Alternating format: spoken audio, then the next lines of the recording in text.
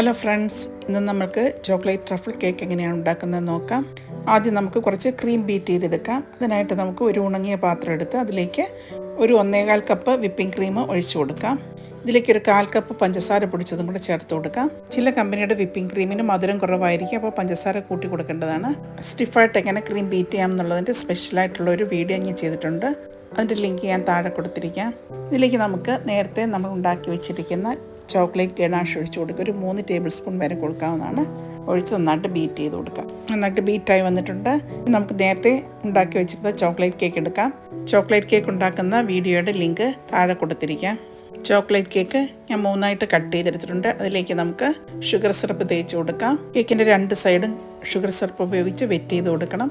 ഓവറായിട്ട് വെറ്റ് ചെയ്യാൻ പാടില്ല. ഞാൻ ഷുഗർ സിറപ്പ് ഉണ്ടാക്കിയിരിക്കുന്നത് 1 കപ്പ് വെള്ളത്തിലേക്ക് 3/4 കപ്പ് പഞ്ചസാര ഇട്ട് തിളപ്പിച്ച് തണുപ്പിച്ചെടുത്തിട്ടുള്ളതാണ്. 1 കിലോ കേക്കാണ് ഞാൻ ചെയ്യുന്നത്. അതുകൊണ്ട് നമുക്കൊരു 10 ഇഞ്ചിൻ്റെ കേക്ക് ബോർഡ് എടുക്കാം. അതിലേക്ക് കുറച്ച് ക്രീം അപ്ലൈ ചെയ്ത് കൊടുക്കണം. അതിന് മുകളിലായിട്ട് നമ്മൾ മുറിച്ച് വെച്ചിരിക്കുന്ന ഫസ്റ്റ് ലെയർ കേക്ക് വെച്ച് കൊടുക്കാം. കേക്കിൻ്റെ മുകളിലായിട്ട് നമ്മൾ ഗനാഷ് ചേർത്ത് ബീറ്റ് ചെയ്ത് വെച്ചിരിക്കുന്ന വിപ്പിംഗ് ക്രീം നമുക്ക് ഒരു 2 സ്പാച്ചുല നിറച്ച് ഇട്ട് കൊടുക്കാം.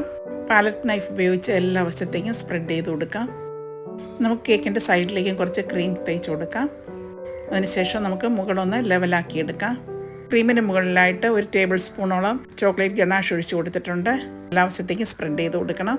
ഇനി നമുക്ക് സെക്കൻഡ് ലെയർ വെച്ച് കൊടുക്കാം. അതിന് മുകളിലായിട്ട് നമുക്ക് ഷുഗർ സിറപ്പ് ഉപയോഗിച്ച് നമുക്ക് സോക്ക് ചെയ്ത് കൊടുക്കാം. ഇതിന് മുകളിലായിട്ട് ആദ്യം ചെയ്തതുപോലെ തന്നെ നമുക്ക് വീണ്ടും ക്രീം ഇട്ട് കൊടുത്ത് എല്ലാ വശത്തേക്കും സ്പ്രെഡ് ചെയ്ത് കൊടുക്കണം. കേക്കിൻ്റെ സൈഡിലും കുറച്ച് ക്രീം തേച്ച് എല്ലാ വശത്തേക്കും ഒരുപോലെ ആക്കി കൊടുക്കാം.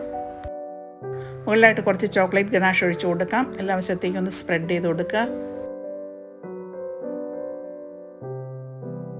ഇനി നമുക്ക് 3ാമത്തെ കേക്കിൻ്റെ ലെയറും കൂടെ വെച്ച് കൊടുക്കാം.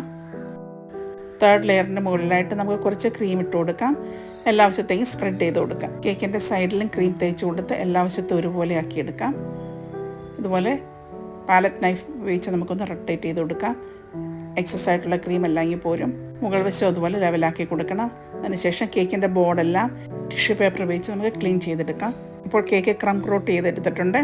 കേക്ക് 1/2 മണിക്കൂർ നമുക്ക് ഫ്രിഡ്ജിൽ സൂക്ഷിച്ച് വെക്കാം. ഇനി നമുക്ക് ഫൈനൽ കോട്ടിങ് ചെയ്യാം. മുകളിൽ കുറച്ച് ക്രീം ഇട്ടതിന് ശേഷം മുകളിലും സൈഡിലുമായിട്ട് നമുക്ക് ക്രീം അപ്ലൈ ചെയ്ത് കൊടുക്കാം. മുകൾ വശം ആദ്യം ലെവൽ ചെയ്തെടുക്കുക. അതിനുശേഷം നമുക്ക് സൈഡ് ലെവൽ ചെയ്തെടുക്കണം. സൈഡിൽ നിന്ന് ലെവൽ ചെയ്ത് കിട്ടാനായിട്ട് നമുക്കൊരു സ്ക്രാപ്പർ ഉപയോഗിക്കാം, അല്ലെങ്കിൽ ഒരു കാർഡ് ഉപയോഗിച്ചാലും മതി. കേക്കിൻ്റെ സൈഡ് ഞാനൊരു സ്ക്രാപ്പർ ഉപയോഗിച്ച് വരഞ്ഞു കൊടുത്തിട്ടുണ്ട്. അതിനുശേഷം നമ്മൾ മുകളൊന്ന് ലെവൽ ചെയ്ത് കൊടുക്കണം. കേക്കിൻ്റെ ബോർഡ് ഒന്ന് ക്ലീൻ ചെയ്തെടുക്കണം. ക്ലീൻ ചെയ്തെടുത്തിട്ടുണ്ട്. ഇനി നമുക്ക് ഫ്രീസറിലോ ഫ്രിഡ്ജിലോ ഒരു 1/2 മണിക്കൂർ സൂക്ഷിക്കാം. എന്നിട്ട് വേണം നമുക്ക് ചോക്ലേറ്റ് ഗനാഷ് ഒഴിച്ചു കൊടുക്കാനായിട്ട്. ഇപ്പോൾ 1/2 മണിക്കൂർ കഴിഞ്ഞിട്ടുണ്ട്. ഇനി നമുക്ക് ഗനാഷ് ഒഴിച്ചു കൊടുക്കാം. ഗനാഷ് ഒഴിക്കുമ്പോൾ എക്സസ്സായിട്ട് വരുന്ന ഗനാഷ് വീഴാനായിട്ട് നമുക്ക് കേക്ക് ബോർഡിനെക്കാട്ടി ഒരു വലിയ പാത്രം അടിയിൽ വെച്ച് കൊടുക്കുക. അതിന് മുകളിലായിട്ട് എന്തെങ്കിലും ഹൈറ്റിന് വേണ്ടി ഒരു റിങ്ങോ എന്തെങ്കിലും ഒരു പാത്രം വെച്ച് കൊടുത്തതിന് ശേഷം വേണം ഗനാഷ് ഒഴിക്കാനായിട്ട്. എന്നിട്ട് എല്ലാ വശത്തേക്കും ഒന്ന് സ്പ്രെഡ് ചെയ്ത് കൊടുക്കുക. കേക്ക് ഒരു 4-5 മണിക്കൂർ ഫ്രിഡ്ജിൽ സൂക്ഷിക്കുമ്പോൾ നന്നായിട്ട് സെറ്റായി വരുന്നതായിരിക്കും. അതിനുശേഷം വേണം ഫൈനൽ ഡെക്കറേഷൻ ചെയ്യാനായിട്ട്. നമുക്കിഷ്ടമുള്ള രീതിയിൽ ഡെക്കറേറ്റ് ചെയ്ത് കൊടുക്കാവുന്നതാണ്. ഇങ്ങനെ ഫൈനൽ ഡെക്കറേഷൻ കഴിഞ്ഞിട്ടുണ്ട്. എല്ലാവർക്കും ഇഷ്ടമാണെന്ന് വിചാരിക്കുന്നു. വീഡിയോ ഇഷ്ടമായെങ്കിൽ ലൈക്ക് ചെയ്യുക, ഷെയർ ചെയ്യുക. Thank you for watching.